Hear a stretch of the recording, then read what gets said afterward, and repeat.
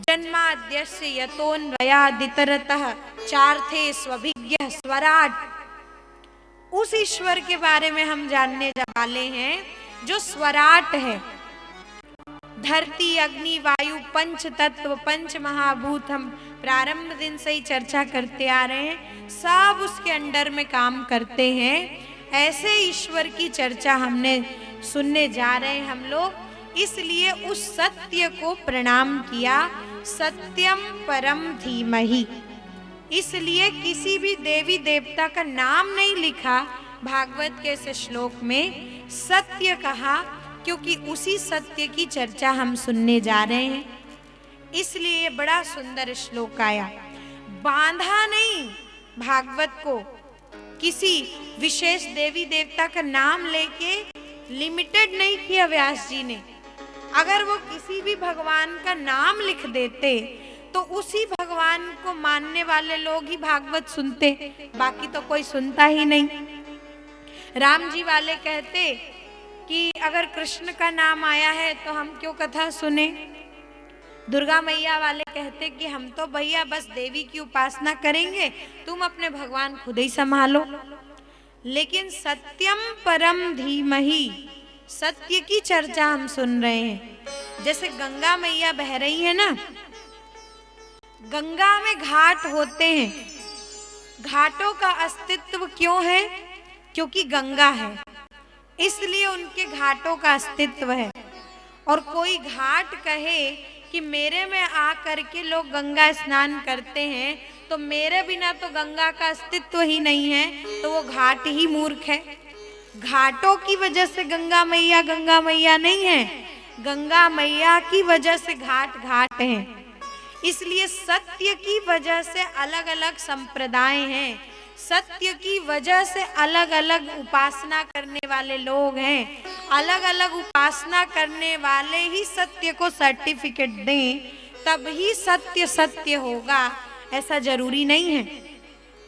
सत्य तो सत्य ही है, चाहे आप किसी भी रूप में उसकी उपासना करो, चाहे कैसे भी आप उपासना करो, सत्य तो सत्य ही रहेगा। पानी को आप पानी बोलोगे, जल बोलोगे, वाटर बोलोगे, H2O बोलोगे, कुछ भी बोलोगे, पानी तो पानी रहेगा। तो सत्य है, इसलिए अलग अलग लोगों का महत्व है और अलग अलग लोगों के प्रमाण देने की सत्य को आवश्यकता नहीं है। इसलिए सत्यम परम धीमहि। तो क्या करना है? वो धीमहि मतलब हमारी बुद्धि को जो सत्य प्रकाशित करता है उसको हमको प्रणाम करना है। और चूंकि हमने श्रीमद् भागवत का ये प्रथम श्लोक इतने सुंदर रूप में सुना है, रामचरितमानस की चौपाइयों से सुना है, ऐसा इस यज्ञ स्थल में ही हुआ है कि इस श्लोक की अलग अलग जगह पर अलग अलग रूप में मैंने कहा है इसको, लेकिन रामचरितमानस के आधार पर पहली बार ही मेरे मुख से भगवान ने निकलवाया है। जो हमारे साथ बैठे हुए हैं, मेरे पिताजी भी बैठे हुए हैं, ये भी ऐसे ध्यान से देख रहे हैं कि ये वाली बात तो कहीं नहीं बोली। अब मुलमल वाले हैं ना, इसलिए पास में आके थोड़ा सा आ गया। बहुत अच्छी है, बहुत अच्छा लगा कि इतना सुंदर हमने सत्य को रामचरितमानस के अनुसार से हमको समझा है, हमने समझा है। तो आइए अब उस सत्य को प्रणाम भी करें संकीर्तन के माध्यम से, ताकि जो हमने सुना है वो हमारे भीतर में जाए, उतरे। इसलिए आइए हम उस सत्य स्वरूपी परमात्मा को प्रणाम करते हैं और एक संकीर्तन को गाते हुए प्रणाम करते हैं। कि तेरी बन जई है गोविंद गुण गाए से, तेरी बन जई है गोविंद, तेरी बन जई है गोविंद गुण गाए से, तेरी बन जई है गोविंद गुण गाए से, गोविंद गुण गाए से, श्री राम गुण गाए से, गोविंद गुण गाए से, श्री राम गुण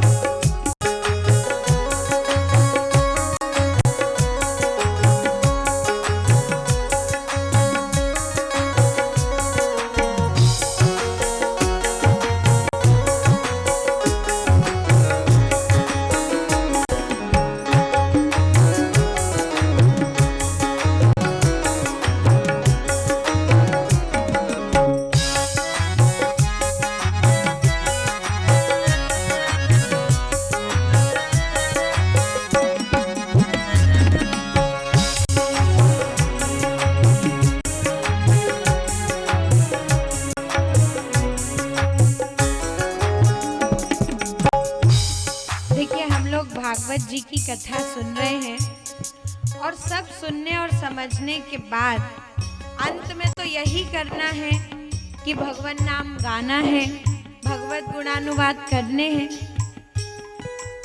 और ये सब सुनने का एक ही लक्षण है कि आपने इसको सुना और समझा है। उसका एक ही लक्षण है कि आप बड़े भाव से हाथ ऊपर उठा के ताली बजाते हुए संकीर्तन को गाएंगे। और अगर ये लक्षण नजर नहीं आ रहे हैं तब तो थोड़ा थोड़ा तो कंफ्यूजन हो रहा है कि पता नहीं आप सुन भी रहे थे कि नहीं सुन रहे थे। इसलिए बड़े भाव से सभी कोई ताली बजाते हुए और बड़े प्रेम से गाइएगा।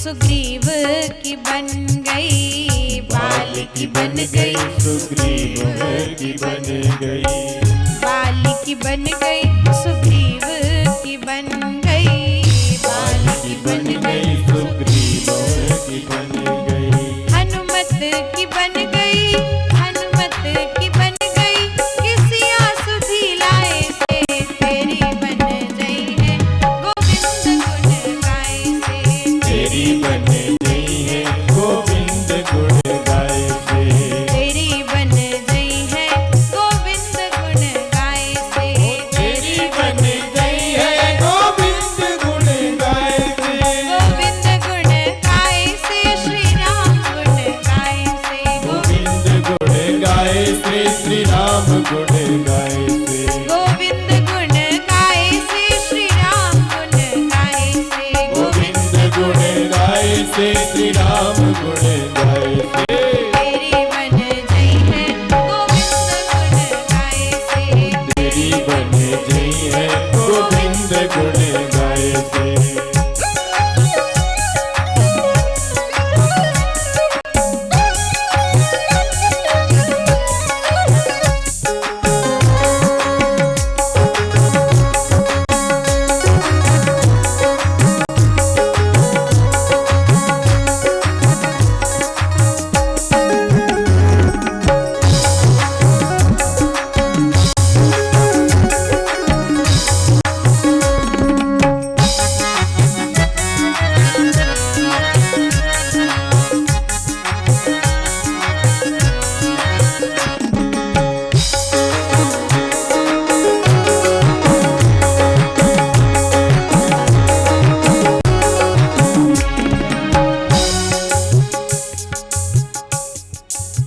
नंद जी की बन गई, यशोदा माँ की बन गई, नंद जी की बन गई, यशोदा माँ की बन गई, नंद जी की बन गई, यशोदा माँ की बन गई, नंद जी की बन गई, यशोदा माँ की बन गई, गोपियन की बन गई, गोपियन की बन गई, कि माखन के खवाए से तेरी बन गई है, गोविंद गुण गाए से तेरी बन गई है, गोविंद गुण गाए से तेरी बन गई है, गोविंद गुण गाए से तेरी बन गई है, गोविंद गुण गाए से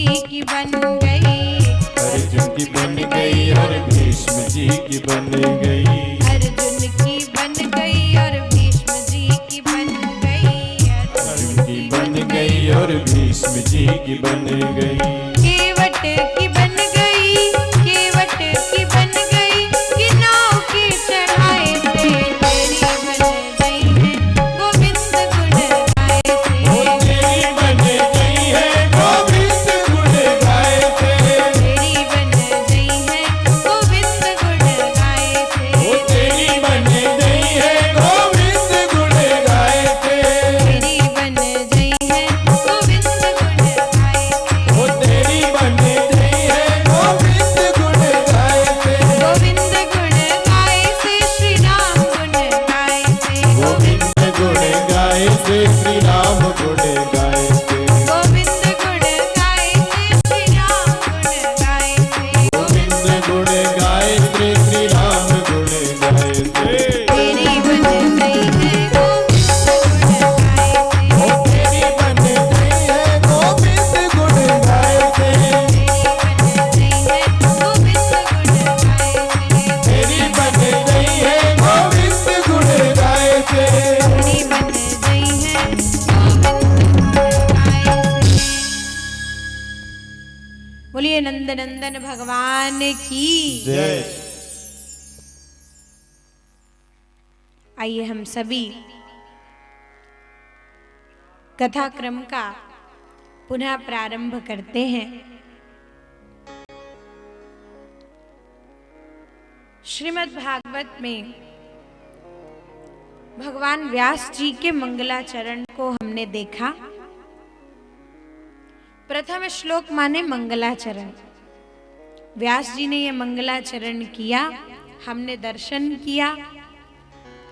समस्त वेद उपनिषदों का, वेद रूपी कल्प वृक्ष का जो भागवत कथा रूपी फल है, उसको हम सभी को देने जा रहे हैं व्यास जी।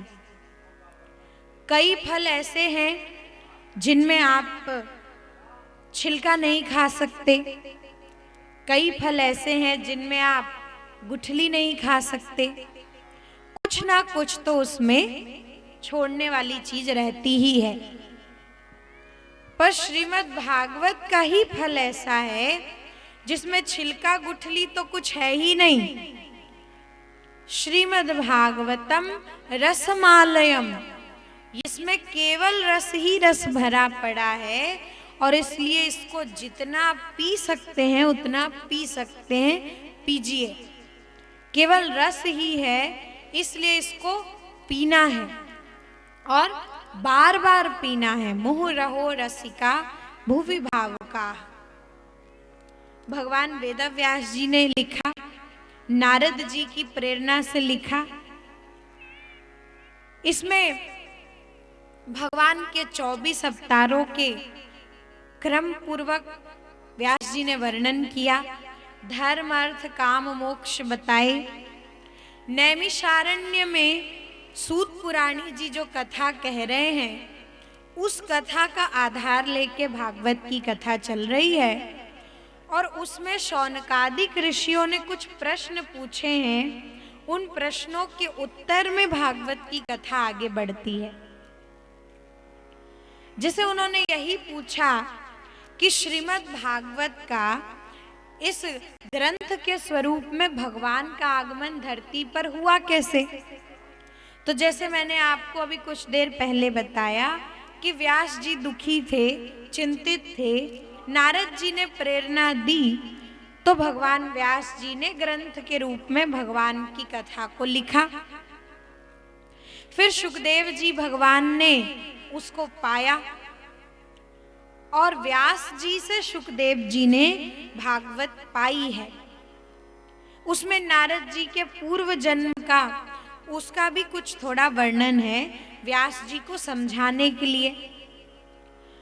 अब जो भागवत सुखदेव जी के पास आई है, तो व्यास जी ने सुखदेव जी को ध्यान देना भागवत इसलिए नहीं दी क्योंकि वो उनके पुत्र हैं। सुखदेव जी को भागवत इसलिए दी क्योंकि वो पुत्र के साथ साथ पात्र भी हैं, इसलिए भागवत दी है। वरना सुखदेव जी तो जन्म लेते ही घर छोड़ के चले गए थे, तो क्या जरूरत थी फिर उनको ढूंढ करके लाने की, घर वापस बुलाए, फिर भागवत समर्पित करी। तो इसलिए क्योंकि सुखदेव जी ही पात्र भी हैं भागवत कथा के, क्योंकि केवल शुष्क महात्मा जी नहीं हैं, केवल निर्गुण निराकार को ही भजने वाले नहीं हैं, बल्कि ब्रह्म ज्ञानी संत होने के साथ साथ कृष्ण प्रेमी संत भी सुखदेव जी हैं। और भागवत की कथा, इस बात को आप अपने मन में बैठा लीजिए अच्छी तरह से, कि भागवत की कथा विद्वान नहीं कर सकता, विद्वान व्यक्ति भागवत की कथा कर ही नहीं सकता, क्योंकि विद्वता तो श्लोकों को समझाने के लिए जरूरी है, उसके साथ साथ जो चीज चाहिए वो कृष्ण भक्ति ज्यादा महत्वपूर्ण है। अगर केवल विद्वान होगा और कथा कहेगा तो वो कथा में जो तत्व आना चाहिए वो आता ही नहीं है, इसलिए भक्ति जरूरी है। और सुखदेव जी ब्रह्म ज्ञानी हैं, बड़े विद्वान हैं, पर साथ साथ में कृष्ण प्रेमी संत हैं, इसलिए उनको भागवत मिली। तो इसलिए कोरे नहीं हैं, भरे हुए हैं रस से, और उस रस को दिया है परीक्षित जी को सुखदेव जी ने, जो कि श्रीमद् भागवत के प्रथम श्रोता हुए। और परीक्षित जी के जन्म की कथा बताने के लिए, ये श्रोता और वक्ता का मिलन करवाने के लिए भागवत में महाभारत के कुछ अंशों को लिया गया है। क्योंकि परीक्षित जी महाराज जो अर्जुन के पुत्र हुए अभिमन्यु, उनके पुत्र हैं परीक्षित जी महाराज, उत्तरा जी के पुत्र हैं। और इन्हीं के जीवन में वक्ता हुए सुखदेव जी और श्रोता हुए परीक्षित जी। तो वक्ता कैसा है, श्रोता कैसा है, ये समझाने के लिए इनके पूर्वजों की भी चर्चा को व्यास जी यहाँ पर लेकर के आ रहे हैं। इसलिए महाभारत के कुछ अंश उद्धृत किए गए हैं, उनका दर्शन बहुत अच्छा है भागवत में।